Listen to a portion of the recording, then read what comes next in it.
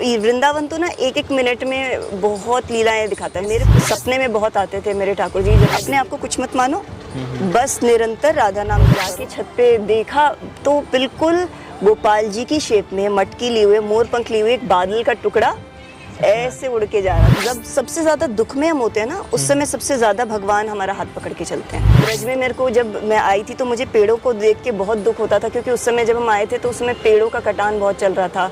तो मैं बहुत रोती थी कि मतलब वृंदावन अब स्वरूप बदल रहा है। तो ये देख के बहुत दुख होता था, तो मैं रोती रहती थी। तो एक दिन मैं सो गई ऐसे ही, तो स्वप्न में बहुत ऐसे जटाधारी बहुत बड़े बड़े साधु आए, और वही वृक्ष जिसको देख के मैं बहुत रोती, वो आज भी है वहाँ पे परिक्रमा मार्ग पे।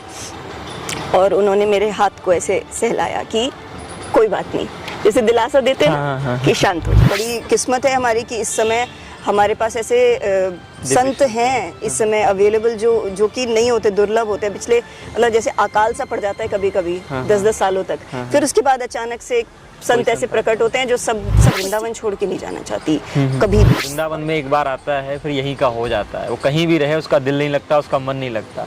तो इन बातों में क्या सच्चाई है? सहज स्वभाव पर्यो नवल किशोरी जू को, मृदुता दयालुता कृपालुता की राशि है। निकहु नारिस कभू भूले हो न होत सखी, रहत प्रसन्न सदा ही ये मुख हासी है। नमस्कार, मैं विजय भूषण आपको लगातार विभिन्न प्रकार के भक्तों, संतों, त्यागियों, तपस्वियों के साक्षात्कार दिखाते हैं। उनकी भक्ति, उनकी साधना, उनकी तपस्या से आपको रूबरू करवाते हैं। आज हम कृष्णा भक्त एक माता जी से मिलने वाले हैं और उनसे आपकी मुलाकात करवाने वाले हैं। कहते हैं कि जो वृंदावन में जो आता है एक बार, वो ये वृंदावन का होके रह जाता है। ब्रज की धूल जिसके सर पे चढ़ जाए वो यहाँ से फिर जा नहीं पाता है। तो इन माता जी से हम बातचीत करेंगे कि ऐसा क्या हुआ इनके जीवन में कि जो ये कृष्ण की भक्ति में आ गई और कृष्ण की भक्ति में लीन हो गई। तो माता जी से ही बात करते। माता जी राधे राधे। राधे श्याम। आपका नाम क्या है? मेरा नाम श्री राधिका दासी है, जो मेरे गुरुदेव ने दिया है। अच्छा। हिज होलीनेस वीर कृष्ण महाराज। और वैसे मेरा कार्मी नेम सोनिया है। सोनिया। अच्छा, तो कब वृंदावन आई और वृंदावन से आपको लगाव कब हुआ और कृष्णा भक्ति में आपका प्रवेश कैसे हुआ? वृंदावन पहली बार मैं 2008 में आई थी। तो तब मैंने राधे श्याम के दर्शन किए थे इस्कॉन मंदिर में, और उसके बाद से ही मैं बहुत ज़्यादा कनेक्ट हो गई थी वृंदावन से। वैसे तो पूरी हिस्ट्री भी है कि बचपन कैसे था ये सब। अच्छा। पर वो ये माता पिता के संस्कारों से पता था कि कृष्ण कौन है, लेकिन जुड़ाव नहीं था। फिर धीरे धीरे भगवान ने जब सही समय आया तो जोड़ दिया, वृंदावन के दर्शन करा दिए 2008 में। उसके बाद 2 साल मैंने वहाँ पे दिल्ली में और वापस गई, जॉब करने की कोशिश की, लेकिन कुछ भी स्टेबल नहीं हो पाया। ऐसा लगा जैसे यहाँ पे आके ठाकुर जी ने वहाँ पे सब गड़बड़ कर दी मेरी लाइफ। आपने कौन सी जॉब करी थी और की पढ़ाई लिखाई क्या हुई थी? मैंने मास्टर्स करा हुआ है इंग्लिश में। अच्छा। और मैंने बीएड भी करी हुई है। उसके अलावा मैंने HCL में भी जॉब करी है और बार्कलेज में भी करी है, तो कन्वर्जेस में भी की थी। मैं यहाँ पे आई थी, काफ़ी स्टेबल और अच्छी जॉब चल रही थी। वापस गई तो बीमार हो गई, और फिर वापस गई, फिर जॉब में मन नहीं लगा, तो सब कुछ उथल पुथल हो गया जीवन वापस जाने के बाद वृंदावन से वापस जब जाती हैं आप, तो आपके जीवन में सब कुछ उथल पुथल होता है? जी, सब गड़बड़ हो गया। जबकि मैं अच्छी खासी क्वालिफाइड थी, फिर भी जॉब्स में प्रॉब्लम्स आ रही थी, कभी कुछ प्रॉब्लम कभी कुछ प्रॉब्लम। अच्छा। तो समझ ही नहीं आ रहा था कि हो क्या रहा है। फिर उसके बाद मैं सोचा कि थोड़ा ब्रेक लेके वापस आती हूँ वृंदावन, और उसके बाद फिर से शुरुआत करूँगी दिल्ली में। जब मैं बीमार होके उठी तो उसके बाद मैंने कहा चलो थोड़ा समय यहाँ पे आ जाते हैं। यहाँ पे एक संस्था है फूड फॉर लाइफ, जो बच्चियों के लिए काम करती है। तो वहाँ पे मैंने लग के फिर 8 साल जॉब करी है सेवा में। आपको लगभग कितने साल हो गए टोटल अगर देखा जाए आपको, जो वृंदावन का अखंडवास आपका चल रहा है? 12 साल तो मेरे हो गए, अब ये 13वां साल शुरू हुआ है। जब 13 साल से आप वृंदावन में हैं, और कहते हैं कि वृंदावन के हर कण कण में किशोरी जी हैं, हर कण कण में राधा जी हैं। तो जो वृंदावन में एक बार आता है फिर यहीं का हो जाता है। वो कहीं भी रहे उसका दिल नहीं लगता, उसका मन नहीं लगता। तो इन बातों में क्या सच्चाई है, और कुछ आपका जो अनुभव रहा हो, कुछ आपका जो एक्सपीरियंस रहा हो, इसका थोड़ा सा खुलासा करिए। जो हमारे पिछले जैसे कहते हैं प्रारब्ध भी होते हैं और पिछली हमारी जो कर्म जो होते आदतें होती हैं जो कई जन्मों से चली आ रही हैं वो हमको भजन एकदम से करने नहीं देती है। तो फिर उसके कारण ऐसा नहीं है कि सब कुछ बिल्कुल एकदम से परफेक्ट हो जाएगा। लेकिन मैंने यहाँ पे राजेंद्र दास जी महाराज की मैं सुनती रहती थी कथाएं। ये यहाँ की जो सबसे अच्छी बात ये है कि यहाँ अगर आप पढ़े रहोगे ना तो एक ना एक दिन भक्ति करने लग जाओगे। यहाँ पे छोड़ के मत जाओ, क्योंकि यहाँ की वही है, रज ऐसी है, यहाँ के साधु संत की वाणी ऐसी है। यहाँ पे आप चलते फिरते उठते बैठते भगवान को भूल नहीं पाओगे चाह के भी। तो वही है कि अगर आप भटक भी गए हो ना, पढ़े रहो, आपके प्रारब्धवश, आपके कर्मवश, जैसे भी हो, जहाँ भी हो, बस चुपचाप पड़े रहो। और कोई भी परेशानी हो, कोई भी तकलीफ हो, किसी भी स्थिति में आप हो, श्री जी के पास जाओ, उनको अपनी प्रॉब्लम बताओ। इधर उधर जाके शेल्टर लेने की जरूरत नहीं है। मतलब ऑफ कोर्स साधु संतों की ही शरण में जाके, अब डायरेक्ट श्री जी को नहीं जाओगे, अब गुरु के पास जाओगे। तो वही है कि मतलब उन्हीं के पास जाओ, उन्हीं से अपनी बताओ। माया की शरण लेके उससे अपनी प्रॉब्लम सॉल्व करने की कोशिश करोगे तो वो नहीं होगी।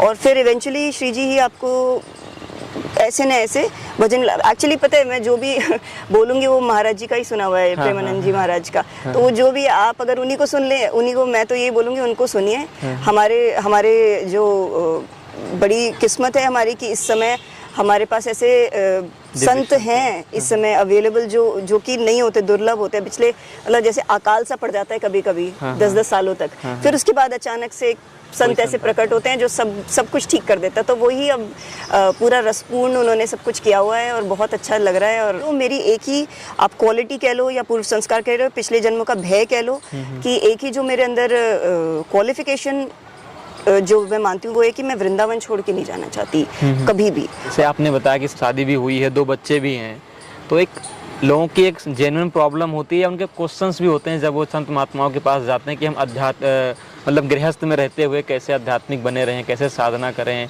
और कैसे भक्ति करें।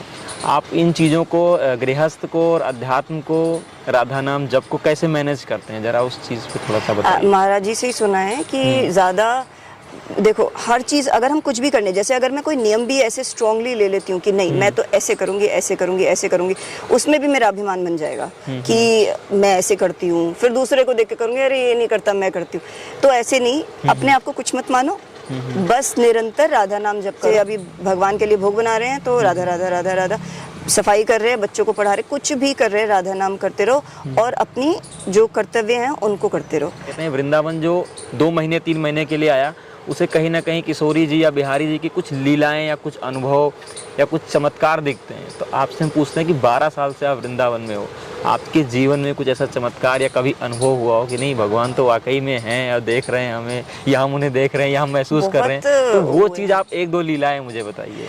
एक्चुअली लीलाएं तो ऑनेस्टली बताऊं कि ये सब अपने हृदय में ही रखना चाहिए। तो वृंदावन तो ना एक मिनट में बहुत लीलाएं दिखाता है। मेरे साथ लीलाएं पहले होती थी जब मैं दिल्ली रहती थी। ऐसा लगता था वृंदावन बुलाने के लिए। फिर उसके बाद तो ठाकुर जी ऐसे छोड़ के कि आ गई अब तो मैं, तो उसके बाद कम, उसके बाद कहा कि अब तू लगी रह। लेकिन भगवान आकर्षित करने के लिए उस समय लीलाएं बहुत करते हैं। सपने में बहुत आते थे मेरे ठाकुर जी, जब मैं दिल्ली रहती थी या नोएडा रहती थी वहाँ पे, तो सपने में आते थे। कभी एक बार मैंने भगवान को मंदिर में जाके अंगूर का भोग लगाया था, तो रात को, और वहाँ से हम शिफ्ट होने की सोच रहे थे जहाँ पे वो मंदिर था उस एरिया से, तो रात को सपने में आके गोपाल जी के रूप में बोलते हैं कि अब तू चली जाएगी तो मेरा क्या होगा, और हाथ में अंगूर ले रखे थे। तो फिर इसी प्रकार से मतलब काफ़ी बार ऐसा हुआ। एक बार मैं, जब भी मेरी नाइट शिफ्ट होती तो दिन में सोती थी, तो दिन में ऐसे सपना आया कि जा रही हूँ गाड़ी में बैठने के लिए, मतलब, और ऊपर एक बच्चा है और वो मुझे देख के बोलता है वैष्णवी हो। मुझे वैष्णवी का मतलब भी नहीं पता था कि क्या होता है वैष्णवी, ठीक है। और फिर एकदम से मैंने देखा, ऊपर किसी अपार्टमेंट की बालकनी से झांक रहे थे और फिर एकदम से मेरे ऊपर जल फेंका उन्होंने। तो मतलब ऐसे तो बहुत हैं जो हुई हैं। ब्रज में मेरे को, जब मैं आई थी तो मुझे पेड़ों को देख के बहुत दुख होता था, क्योंकि उस समय जब हम आए थे तो उस समय पेड़ों का कटान बहुत चल रहा था। तो मैं बहुत रोती थी कि मतलब वृंदावन अब स्वरूप बदल रहा है। तो ये देख के बहुत दुख होता था, तो मैं रोती रहती थी। तो एक दिन मैं सो गई ऐसे ही, तो स्वप्न में बहुत ऐसे जटाधारी बहुत बड़े बड़े साधु आए, और वही वृक्ष जिसको देख के मैं बहुत रोती, वो आज भी है वहाँ पे परिक्रमा मार्ग पे, और उन्होंने मेरे हाथ को ऐसे सहलाया कि कोई बात नहीं, जैसे दिलासा देते हैं ना कि शांत हो जा, कोई बात नहीं। तो ये तो ऐसे कहने की बात नहीं है कि ये सब साधु संत हैं यहाँ पे, हमारे जो वृक्ष हैं यहाँ पे, लताएं हैं, हमें सांसारिक अनुभव हो जाते हैं। तो मैं अगर हम आध्यात्म की तरफ चलेंगे तो आध्यात्मिक अनुभव होंगे ही होंगे, लेकिन हमको अपने अंदर से जानना पड़ेगा कि सच में हम हैं जुड़े हुए कि नहीं हैं। तो वो है, और इतनी सारी माइंड की लेयर्स होती हैं जिनको काटना बड़ा मुश्किल होता है। जैसे अगर हम किसी भी लेयर, तो माइंड जो बोल रहा है उस पर ध्यान ना देके अगर हम उसी समय राधा नाम बहुत इंटेंसली करना शुरू कर दें तो वो विचार अपने आप कट जाएगा। जैसे महाराज जी बोलते हैं कि मन को मारो, तो जब भी मन तो विचार देगा ही देगा, तो मन से आर्ग्यूमेंट भी मत करो। यही मेरे को हेल्प करा है। आपके जीवन का कोई ऐसा एक्सपीरियंस रहा है, कुछ ऐसी अनुभव रहा हो जो वो नहीं सच में हम बिहारी जी से बहुत कनेक्टेड हैं, या बिहारी जी के पास में हैं, या राधा रानी हमारी तो हर पल सुनती हैं? जब सबसे ज्यादा दुख में हम होते हैं ना, उस समय सबसे ज्यादा भगवान हमारा हाथ पकड़ के चलते हैं। तो ये तो मुझे उसी समय भगवान ने दिखाया था कि जब हम बहुत दुखी होते हैं तभी ये समझ लो कि भगवान बिल्कुल हाथ पकड़ के चल रहे हैं, लेकिन हमें उनकी तरफ देखने की आवश्यकता होती है। अगर हम उनकी तरफ नहीं देखेंगे तो हमें दिखेंगे नहीं, फिर हम गलत, जैसे रास्ते पे जल सकते हैं, हम कुछ भी कर सकते हैं, तो वो नहीं करना चाहिए। और भगवान का कोशिश करनी चाहिए कि उनकी तरफ हम एक बार भी देख लेंगे ना, तो वो एकदम से अपनी तरफ हमको खींच लेंगे, थोड़ा सा भी हम अगर प्रयास कर लेंगे उस समय, दुखों के समय। तो यही है। बाकी एक बार मैं अपनी कंपनी से 3:30 बजे सुबह, वो हमारी शिफ्ट ख़त्म होती थी रात को, तो वहाँ से आ रही थी, तो उस समय मेरे को नया नया कृष्णा का कनेक्शन हुआ था। तो पता नहीं कहाँ से मैं, मतलब हर समय जब नए नए होते हैं तब तो हर समय भगवान के बारे में ही सोचते रहते हैं, फिर दुनिया से कोई मतलब नहीं होता जब नए होते हैं तब। तो ऐसी गाड़ी में बैठने ही वाली थी, एकदम से पता नहीं कहाँ से एक मोर का पंख मेरे पैर में आके अटक गया। अब वो पूरा इंडस्ट्रियल एरिया था, पूरा, मतलब वहाँ पे दूर दूर तक कोई पेड़ भी नहीं था, और वहाँ पे एक मोर का पंख आके पैर में अटक गया। तो फिर मेरे को बहुत कनेक्टेड फील हुआ। देखो ठाकुर जी किसी भी समय हमको छोड़ते नहीं है, ये मेरे को रिमाइंड, ये वही है कि भगवान, फिर वो मैंने बहुत संभाल के रखा था मोर का पंख बहुत सालों तक। उसके अलावा एक बार और ऐसा हुआ था कि जन्माष्टमी थी शायद, तो उस दिन ना दिन में बारिश हुई। मैं नोएडा में रहती थी तब, और मैं बहुत स्ट्रांगली सब कुछ व्रत वगैरह करती थी। तो बारिश हुई, मैं छत पे चली गई, और जाके छत पे देखा तो बिल्कुल गोपाल जी की शेप में मटकी लिए हुए, मोर पंख लिए हुए एक बादल का टुकड़ा ऐसे उड़ के जा रहा था इधर से। तो ये सब बोल देते हैं लोगों को, जब देखते हैं तभी समझ में आता है। जो लोग कनेक्ट नहीं है, या कृष्णा को मानते ही नहीं है, राधा रानी को मानते ही नहीं है, जो मटेरियल वर्ल्ड में ज़्यादा ही घुसे पड़े हैं और बस दारू पीना, सिगरेट पीना, नशा करना, इन सब चीज़ों में अपनी ज़िंदगी ख़राब कर रहे हैं, उनके लिए आप कुछ मैसेज देना चाहें या कुछ संदेश देना चाहें? क्योंकि पढ़े लिखे नहीं है, वही इन सब चीज़ों में फंसते हैं, लेकिन आप एक हाई क्वालिफाइड थी, फिर आप इधर भक्ति की तरफ आई। तो नहीं, एक्चुअली जो पढ़े लिखे नहीं है ना, वो सबसे ज़्यादा समझदार हैं। वो सबसे ज़्यादा समझदार है, क्योंकि उनको पता है कि ये सब बेकार है। पढ़ लो लिख लो, इतना समय बर्बाद किया, उसके बाद करना क्या है? हम भी वही कर रहे हैं, वो भी वही कर रहे हैं ना। तो समझदार तो वही है जिसको जो ज़रूरी ज्ञान है वो ले लिया और वो उसमें लगे हुए हैं, वो ज़्यादा समझदार हैं एक्चुअली। और बाकी जो अभी इन चीज़ों में वो फंस गए हैं, उनको जैसे कहते हैं ना, आदत हमारी खुद की भी आदत है। जैसे हम लोगों को एक नशा आजकल है जो सोशल मीडिया का है, वो तो सबसे बुरा है। तो जो लोग दूसरे नशे कर रहे हैं वो तो एटलीस्ट ज्ञात में है कि वो ये नशा कर रहे हैं और वो छोड़ने के प्रयास कर सकते हैं, लेकिन जो सोशल मीडिया का नशा चल रहा है वो तो लोगों को पता ही नहीं है कि है, और वो हाँ, उसका तो कोई वो ज्ञात ही नहीं है, वो ज्ञात में ही नहीं है लोगों के। तो वो सबसे ज़्यादा बुरा नशा है।